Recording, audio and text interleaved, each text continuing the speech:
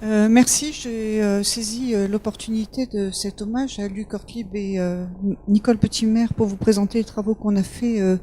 en Arabie, puisque c'est à l'initiative de Nicole que je suis allée la première fois au Yémen, et sur les pas de Luc, qui avait auparavant accompagné ma collègue Marie-Louise Hénizan, archéologue travaillant sur ces secteurs.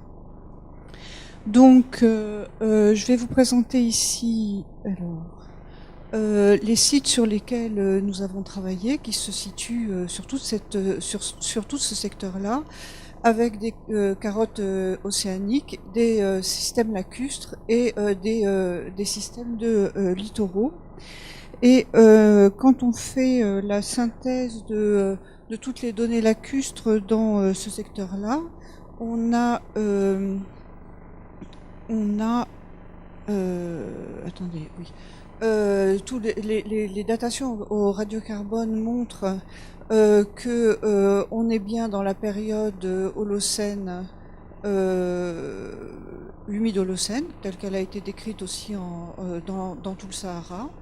Et on voit ici les HC14 cumulés sur l'Arabie et sur la Corne de l'Afrique, avec quelques augmentations des sédiments, des périodes lacustres des 15 000 ans dans la Corne de l'Afrique, mais beaucoup plus tardivement en Arabie, avec un arrêt relativement abrupt de cette période humide en Arabie. C'est l'occasion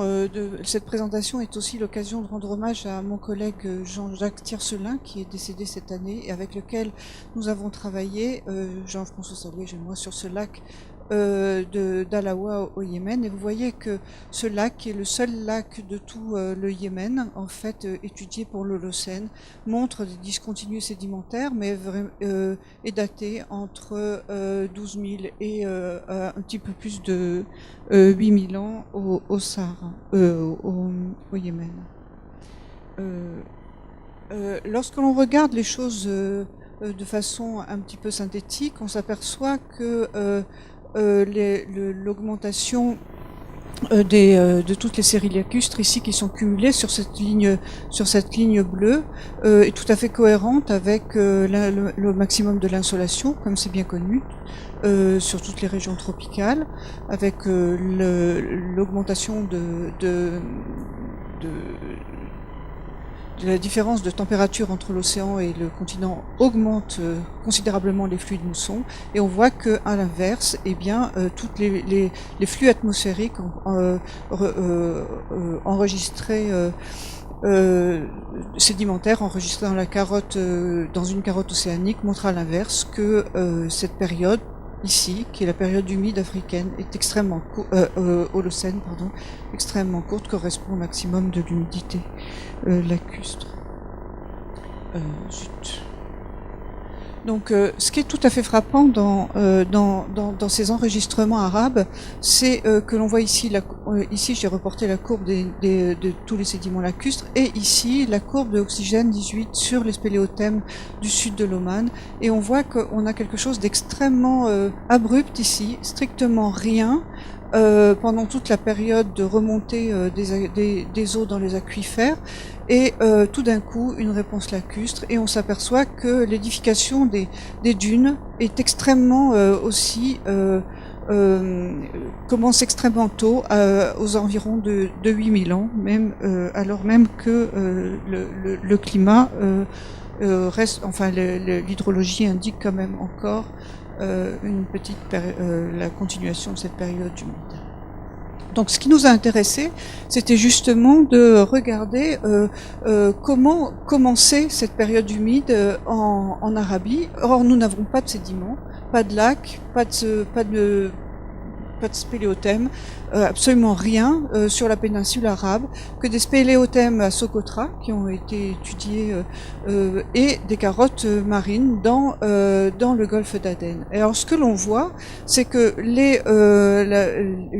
enregistrements des spéléothèmes de Socotra montrent une certaine humidité pendant le début de la déglaciation, et qu'il y a une espèce d'augmentation relativement, je veux dire, prononcée de l'humidité dans le golfe d'Aden, et ce n'est qu'ensuite que l'on voit l'humidité s'installer sur le nord de la péninsule arabe. Donc on a l'impression d'un déplacement de la zone humide d'est en ouest et ensuite du sud vers le nord.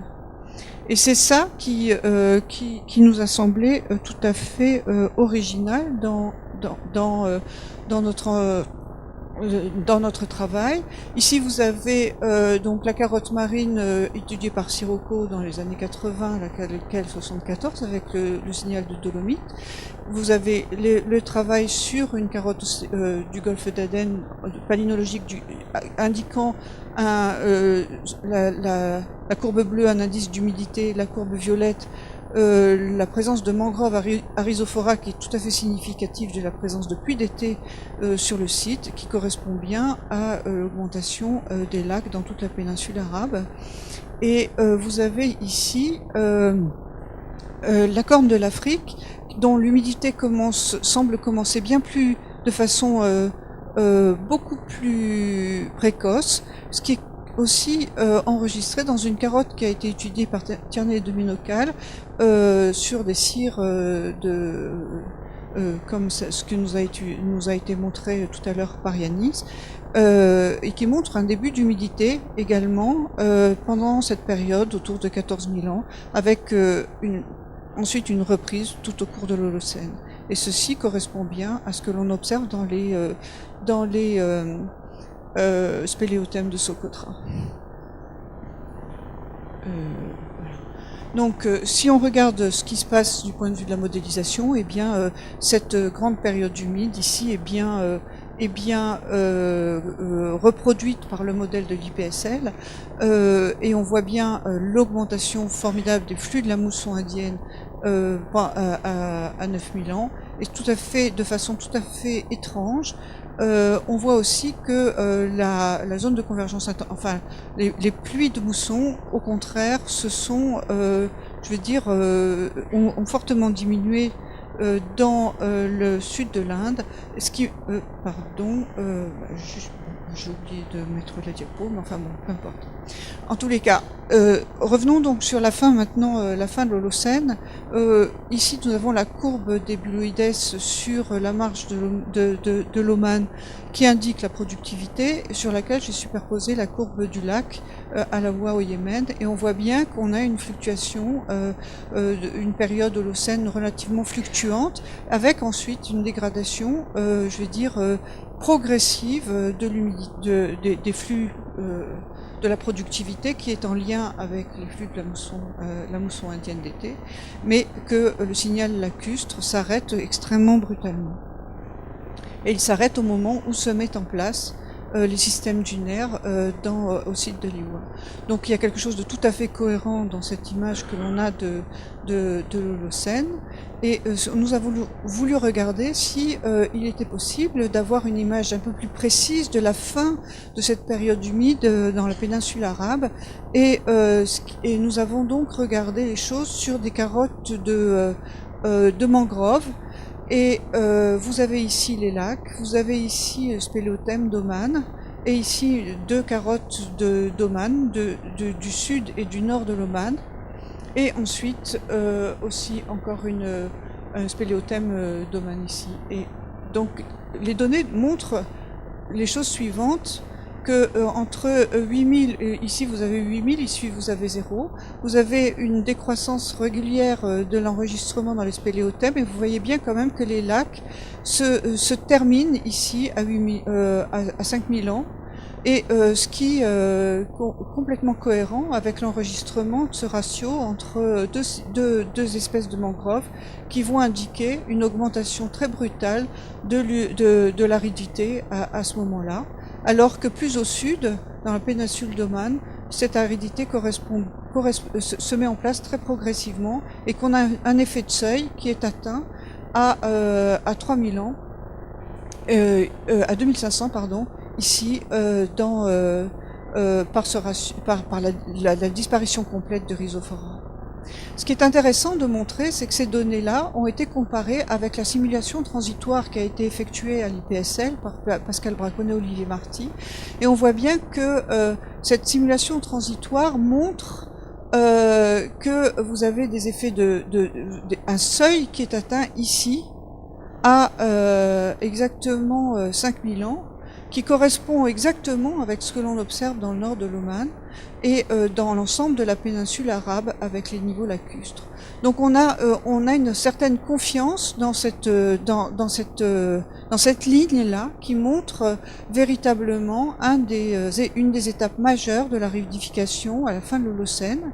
avec une deuxième étape qui est franchie ici, aux alentours de 2000 ans, 2500 ans, que l'on voit d'une certaine manière un petit peu ici, mais beaucoup, mais plus quand on est au nord de 20 degrés de latitude. Le modèle de l'IPSL permet de regarder les choses dans l'ensemble. Là, vous avez 9000, 6000, 4000 et 0 aujourd'hui. Vous voyez bien qu'on reproduit relativement bien l'ensemble de le maximum humide de l'Holocène ici dans le nord de l'océan Indien, avec une certaine décroissance à 6000 ans qui n'est pas forcément extrêmement importante, mais vous voyez que le nord de l'Oman est peu touché et qu'à 4000 ans vous avez véritablement la ridification qui est en place avec aujourd'hui le système. Mais quand on regarde les choses par période de temps, on a moins d'informations que lorsque l'on utilise cette modélisation transitoire qui permet de fixer la chronologie de la fin de cette période humide et la mise en place des écosystèmes désertiques actuels dans la péninsule arabe. Merci beaucoup.